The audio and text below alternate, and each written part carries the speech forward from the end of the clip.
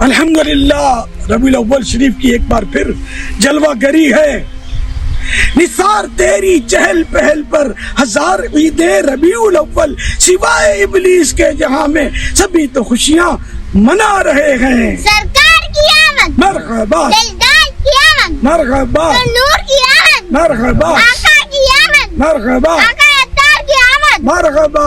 جب تلک یہ چاند تارے ذیل ملاتے جائیں گے، تب تلک جشن ولادت ہم مناتے جائیں گے۔ حشر تک جشن ولادت ہم مناتے جائیں گے، مرحبا کی دھوم یارو ہم مچاتے جائیں گے۔ آقا کی آمد، مرحبا، مولا کی آمد، مرحبا، اچھے کی آمد، مرحبا، پیارے کی پیارے آمد، کی آمد، مرحبا، سوہنے کی آمد، مرحبا، موہنے کی آمد، موہنے کی آمد۔ مرحبا۔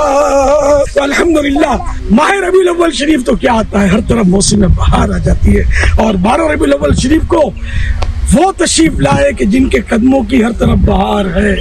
الحمدللہ اے عاشقان میلاد، انتہائی شان و شوکت کے ساتھ جشن ولادت منانا ہے، گھروں کو سجانا ہے، ہر طرف مدنی جھنڈے لہرانا ہے، اور نعتوں کی خوب محفلیں سجانا ہے، اجتماع ذکر و میلاد سجانے ہیں، اور ہر طرف مرحبا کی دھومیں مچا دینی ہے۔ دیکھیے حقوق عامہ کا بھی خیال رکھنا ہے، اس طرح کوئی محفل کوئی اجتماع نہیں کرنا جس سے لوگوں کے راستے تنگ ہو، لوگوں کو تکلیف ہو، نہ کسی کو بھی تکلیف نہیں دینی، نہ اتنا ساؤنڈ رکھنا ہے۔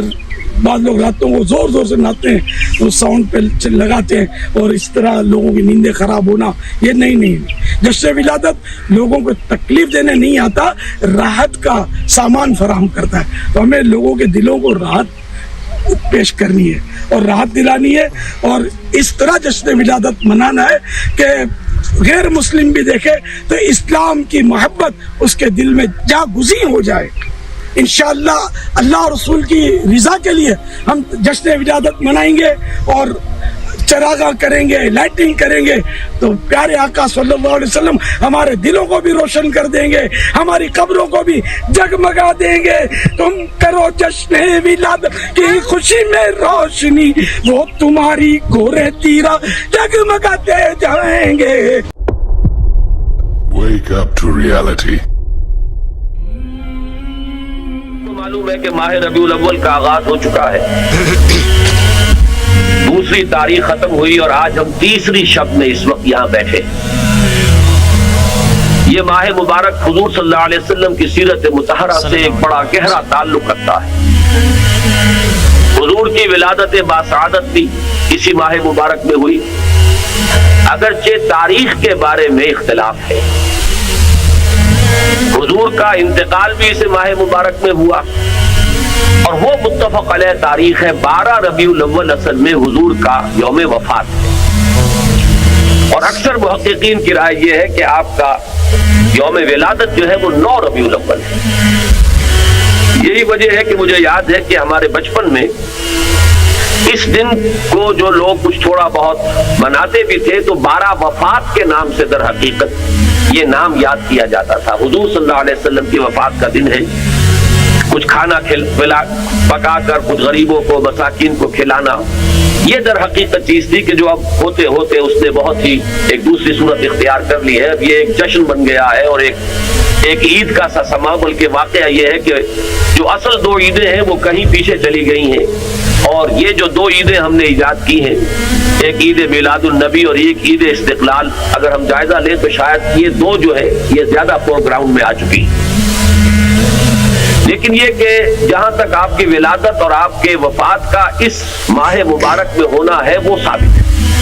مزید برآں حضور کا ورود مدینہ منورہ میں بھی ماہ ربیع الاول میں ہوا ہے۔ اس پہلو سے اگر اس ماہ مبارک میں ہم سیرت النبی کے مطالعے کا ایک خاص موضوع رکھیں، کسی تاریخ کے تعین کے بغیر اس مہینے کی مناسبت سے سیرت مطہرہ پر گفتگو ہو، غور و فکر ہو، اور اس میں بھی عملی پہلو سامنے ہو، اتباع کا جذبہ ہو، سمجھنا سمجھانا اس لیے ہو کہ اس پر عمل کرنا ہے، تو یقیناً یہ چیز ہمارے لیے بہت مفید ہوگی، اور ہمارے بہت سے امراض کا شاید اس سے مداوع ہو سکے۔ یأخذون بسنتہ ویقتدون بامرہ، ثم انہا تخلف من بعدہم خلوف، پھر ہمیشہ یہ ہوتا ہے، ہر نبی کا جاننے والوں میں، پہچاننے والوں میں، ماننے والوں میں ہوا ہے، امت محمد بھی مستثنا نہیں ہے۔ یقولون ما لا یفعلون ویفعلون ما لا یؤمرون، یہاں نوٹ کیجئے کہ وہ کہتے وہ تھے جو کرتے نہیں تھے، کرتے وہ تھے جس کا حکم نہیں۔ عید میلاد النبی کیا حضور کا حکم ہے؟ کیا اس کا کوئی ثبوت صحابہ سے ہے؟ کیا ہم صحابہ کے مقابلے میں حضور سے زیادہ محبت کرتے ہیں؟ لیکن تھا کہ محبت ما لا یؤمرون، جس چیز کا حکم ہوا نہیں اس پر عمل ہو رہا۔ یہ ہے در حقیقت رسم پرستی، اور رسم کے اندر پھر اضافہ ہوتے چلا جاتا ہے، اس پر ردے پر چڑھتے چلے جانا جو ہے یہ دوسرا سبب ہے۔ اور اس کا ایک نتیجہ جو نکلتا ہے وہ اسی پر بات ختم کروں گا، اگرچہ ایک اور حدیث جو ہے اس موضوع پر بہت اہم ہے۔ نتیجہ کیا نکلتا ہے؟ جہاں بدعت آئے گی سنت رخصت ہو جائے گی۔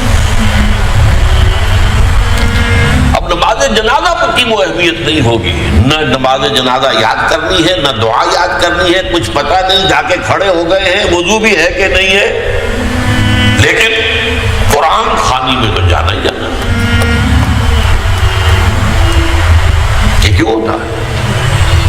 ورنہ یہ کہ نماز کی اہمیت ہوتی، نماز جنازہ کی، آپ اگرچہ عربی نہیں آتی لیکن ترجمہ تو اس دعا کا یاد کر لینا کوئی مشکل کام نہیں ہے، تاکہ کھڑے ہوں دل سے دعا مانگے۔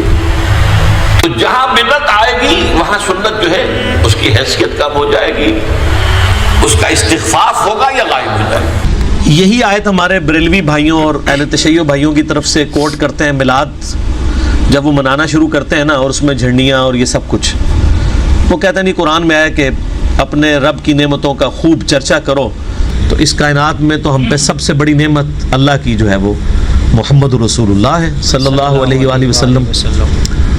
لقد من اللہ علی المؤمنین اذ بعث فیہم رسولا، بے شک اللہ کا احسان ہے کہ انہی میں سے ایک رسول ان میں مبعوث کیا گیا۔ تو اللہ کا یہ اتنی بڑی نعمت ہے، اس میں کوئی شک نہیں ہے بے شک۔ تو میں نے اس پہ پھر کہا تھا کہ اس نعمت جو سب سے بڑی نعمت ہے، اس کو منانے کا طریقہ بھی اللہ کے نبی نے ضرور بتایا ہوگا۔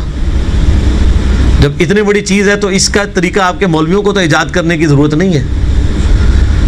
تو پہلے تو ہم الزامی جواب کے طور پہ شروع کرتے ہیں کہ بتائیں کہ محمد اور آل محمد اور اصحاب محمد علیہ السلام اجمعین انہوں نے کون سی جھنڈیاں لگا کے تو میلاد منایا، کون سے جلوس نکالے ہیں؟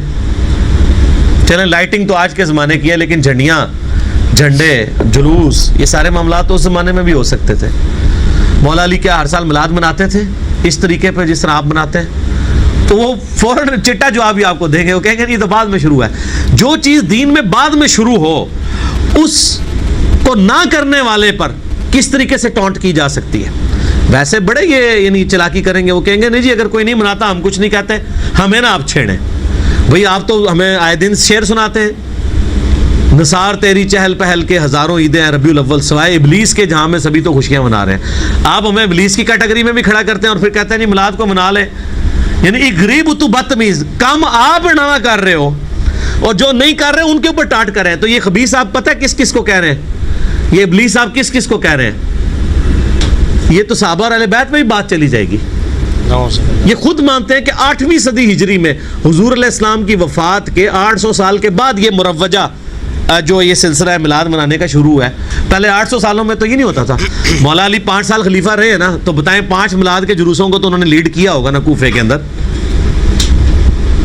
تو یہ آپ سوال کریں تو آگے ان کی شکلیں دیکھ لیں، ان کے مولویوں کی، ذاکرین کی، تو ان کی شکل دیکھ کے آپ کو جواب مل جائے گا جب یہ آپ سوال کریں گے کہ بتائیں وہ کوفے میں جو محفل میلاد تھی وہ معنی خصوصی کون تھا، نعت کنے پڑی سی تو منقبت کنے پڑی سی؟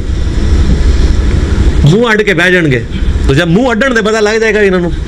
خدا جس نے کی جستجو مل گیا اس کا تو سب کا تو